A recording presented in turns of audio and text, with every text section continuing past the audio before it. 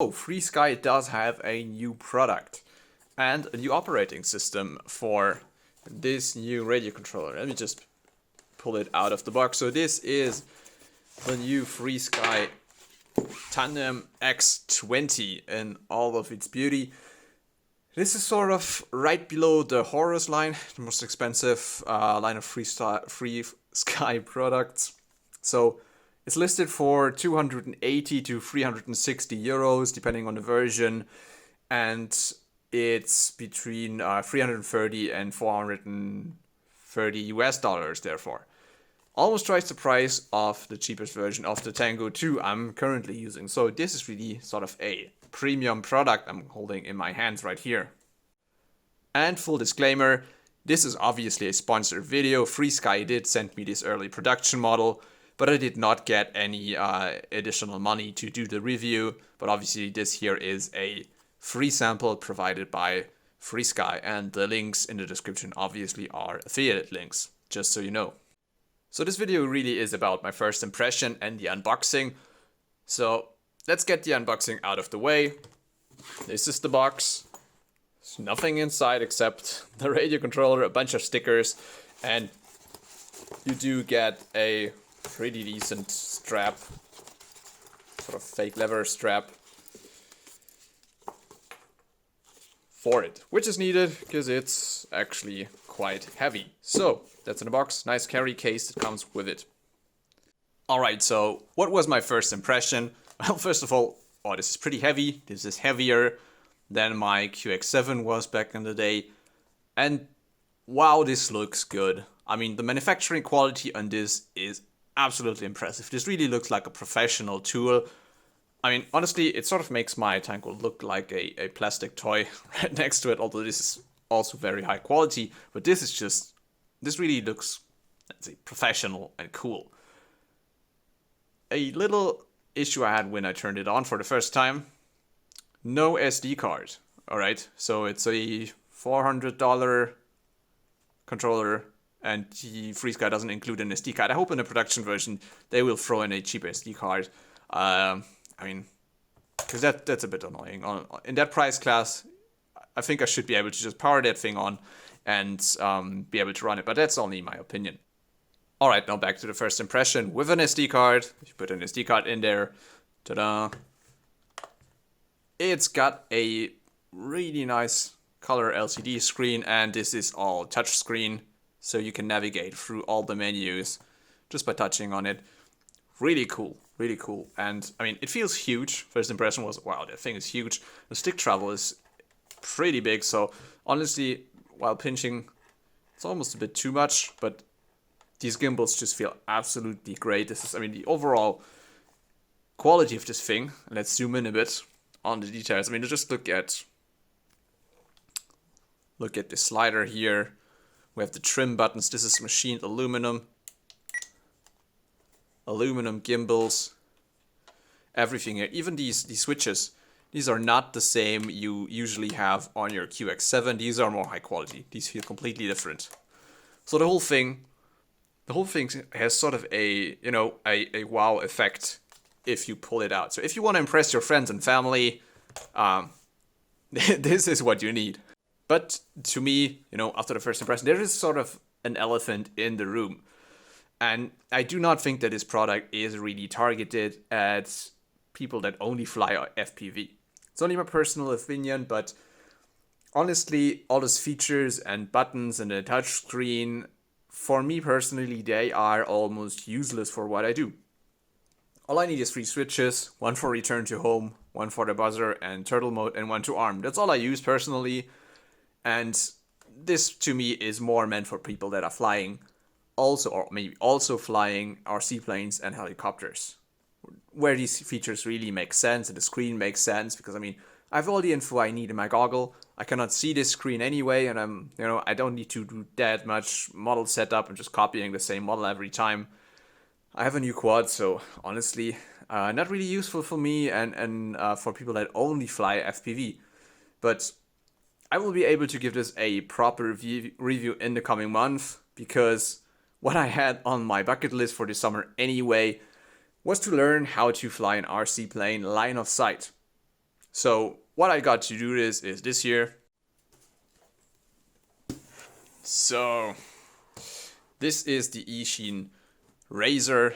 Now, again, this is also a sponsored product, but I requested this one specifically because I think this could be good for me to get into, flying classic RC planes, because it does have a flight controller, it does have a GPS, so it does have all the safety features you would wish for, like return to home, and it also does have an FPV camera. So if I lose orientation or fly out of my line of sight, I can just use my goggles and fly this like an FPV wing and get it back. So this is my little project for this summer, learn how to fly a classic RC plane. To be fully transparent, this is the second Razor I got. I fully crashed the first one after a few minutes, so that's my second attempt.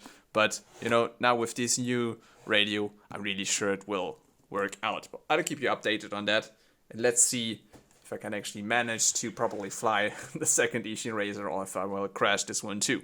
Alright, so for this first video, let's get a few important questions out of the way. So, this here does have an external module bay, but does it run Crossfire or Ghost? And the answer is, for the moment, nope.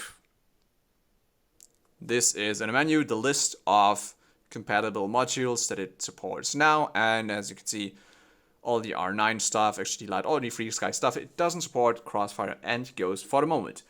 But the good news is, seems FrSky learned from their previous mistakes, and they are actually working on making both Crossfire and Ghost compatible with this radio, and I think this is absolutely crucial to make this attractive for the FPV market.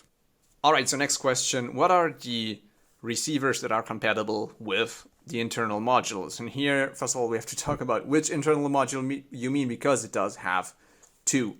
It has a 2.4 gigahertz internal module and a 900 megahertz system on board. So this thing is dual band. And the internal module is compatible with the FrSky R9 system and all existing FrSky receivers, basically, so all the 2.4 gigahertz receivers. By the way, the antenna is integrated, I guess, here in this bar, but it also does have SMA connectors for external antennas. So in the menu, you can switch between internal and external module and internal and external antennas, however you prefer. But it seems like FrSky has learned from their previous mistakes, and this thing is fully backwards compatible. So it will work with ACCST D16 receivers, not D8 for now, and Access type receivers. So FrSky basically made this backwards compatible with all receivers they previously released, but you will have to update the firmware, as far as I can tell, on many of them.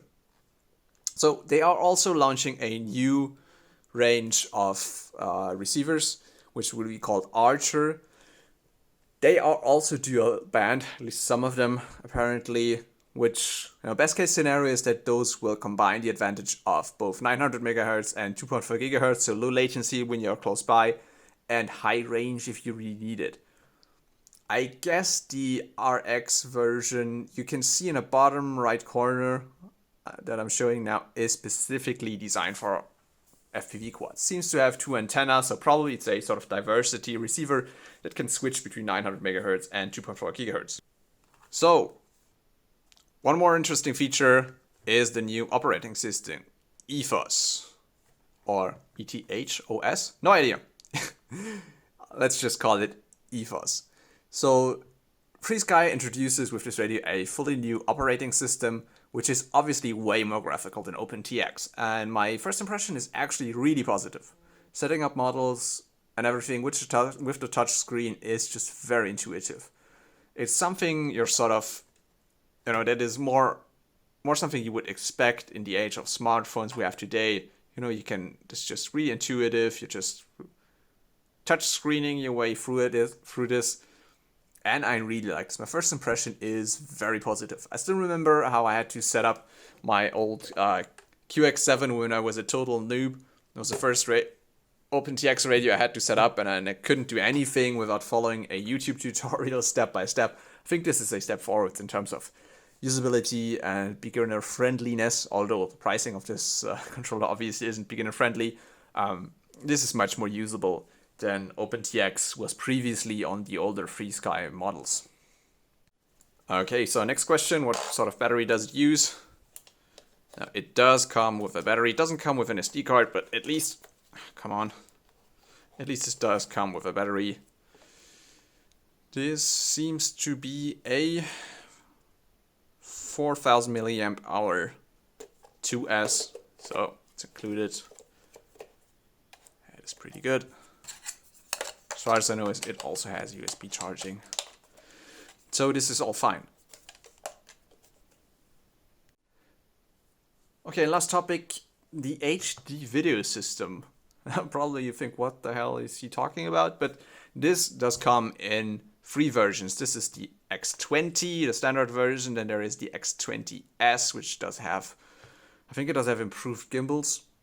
And there is the X20 HD. So FrSky is apparently working on a version of this that can receive a 720p 60 frames per second digital HD video signal.